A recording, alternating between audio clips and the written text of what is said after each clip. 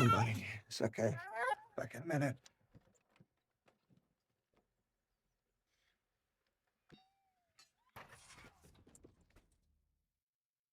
Adam, an ecologist from England, moves to a remote village in Ireland with his wife Claire, their baby Finn, and their dog Iggy.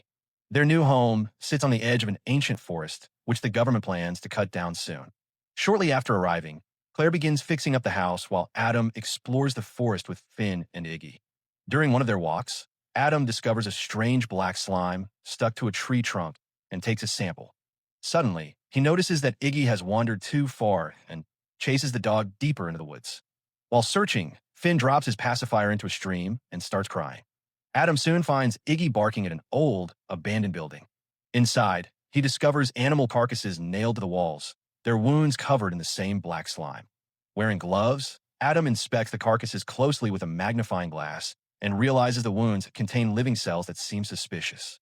What Adam found that day was only the beginning. This is the Hallow. Meanwhile, a local man named Cormac arrives at the house with his son.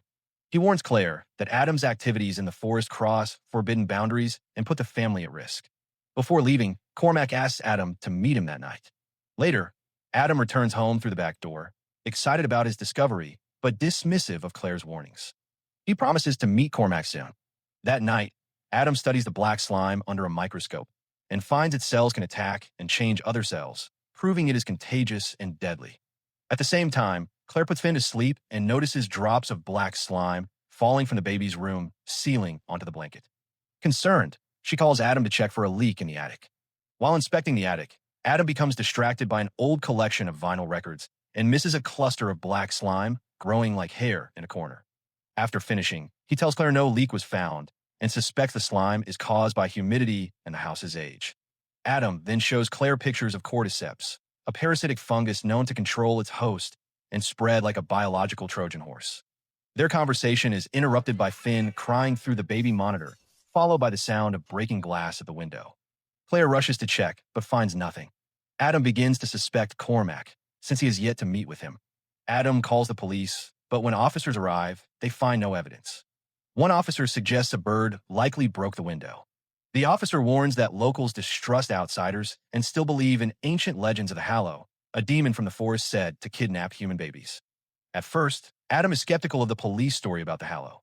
However, the mood shifts when the officers begin to talk about their neighbor Cormac. They explain that Cormac once had a young daughter named Cora who vanished deep in the forest.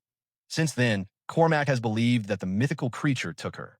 After the officers leave, Adam documents the broken glass as evidence, just in case he needs to take legal action against Cormac. While taking photos outside, he hears a strange noise coming from the bushes and quickly points his camera in that direction.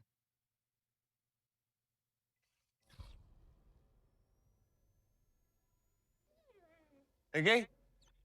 Meanwhile, their dog Iggy barks fiercely at the shed. Adam checks it out and hears a faint, human-like sound. Inside, he finds only old junk. As he leaves, the shed door opens on its own, and a faint baby cry echoes from. The next day, Adam visits Cormac's house with baby Finn, while Claire stays home with Iggy. While cleaning up broken glass, Claire finds a baby cloth stained with black slime near an animal carcass. Concerned, she quickly cleans it up. Before meeting Cormac, Adam stops at the town center to see a glazier named Thomas. He asks Thomas to fix the broken window and tells him what happened. Thomas warns that the window wasn't broken by a normal bird, but by the Hallow, a creature claiming the forest as its territory and viewing Adam as an intruder. Thomas agrees to repair the window, but says only metal. Reinforcements can prevent future attacks. At the same time, Cormac suddenly shows up unannounced at Adam's house with his son. Claire is shocked to find him inside. Angry, Cormac accuses them of ignoring his warnings. Before leaving, he places an old book on the table for Claire, then walks out without a word. On the way home, Adam spots Cormac standing in the road, but does not approach him, planning instead to meet later that night. Soon after, Adam's car breaks down and the cassette tape playing. And the car stops abruptly. When checking under the hood, Adam finds the engine covered in black slime. As he tries to open the trunk, something attacks him from the shadows.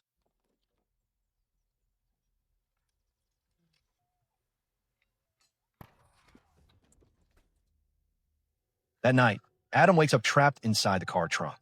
He hears Finn crying and strange noises outside. Using all his strength, Adam breaks through the back seat and escapes. Panicked, he walks home. Before leaving, he notices his car covered in large claw marks, proof that the attacker is not human.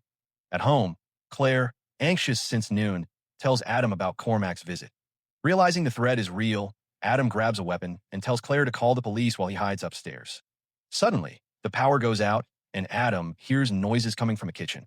Moving cautiously, he fires a shot but finds no one there. On the table, he sees the old book Cormac left earlier. Adam becomes certain that Cormac is behind these events, using intimidation to scare them away. Not wanting to wait for things to get worse, he decides to leave immediately. After packing their belongings, Adam searches for Iggy. He finds a dog inside the shed, weak and showing signs of infection. Despite this, Iggy is still able to walk, so Adam decides to bring him along. As they reach the vehicle, Iggy suddenly behaves strangely. He barks loudly before running into the forest. His barks soon turn into painful whines. Adam and Claire scramble to start the car. Adam checks the engine, which remains coated in black slime, while Claire prepares to drive. After several attempts, the engine finally roars to life. The situation quickly worsens. A group of creatures surrounds their car, blocking every escape route. They shatter the windows and trap the vehicle. Forced to abandon the car, Claire rushed back to the house for safety. There is no longer any doubt that these creatures are real and their home is under siege. When Adam peers through the door's peephole, one creature strikes him directly in the eye. Creatures relentlessly try to break in. In desperation, Adam instructs Claire to take Finn to the attic while he works to restart the generator and restore power. Claire holds off the creatures upstairs as they pound on the attic door. Meanwhile, Adam feels the infection creeping through his body as the black slime spreads across his skin. After a fierce struggle, Adam finally powers up the generator. The creatures vanish with the return of light. However, Adam knows the infection is worsening. His injured eye blurs, showing clear signs of contamination. He hides this from Claire. Without revealing his condition, Adam urges Claire to reinforce all windows and doors with metal sheets. He suggests placing Finn inside a wardrobe secured with metal locks for safety. Adam warns that the generator won't last long, and they must prepare for the next attack. While waiting, Adam reads the old book Cormac gave them. He finds a page depicting a human baby with strange, uncanny features, a replica. Meanwhile, Claire, worried about Finn, checks on him inside the wardrobe. Suddenly, a creature appears and snatches the baby.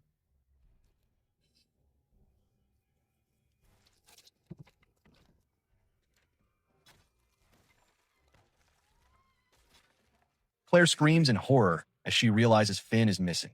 Adam rushes to the attic, but is struck down by a creature.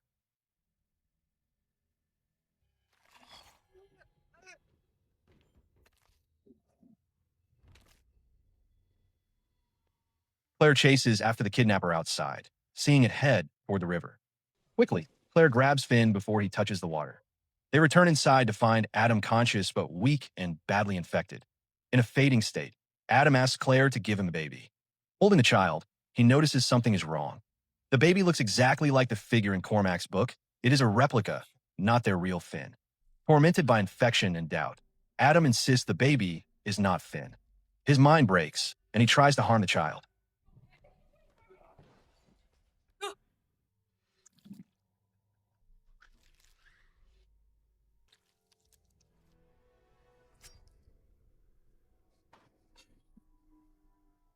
Fearing for their safety, Claire fights back and flees to the shed, leaving Adam alone in his torment.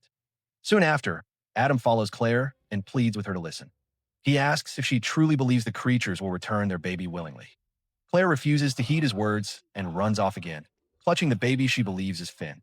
Despite his worsening infection, Adam continues the chase, carrying a burning sickle as a weapon.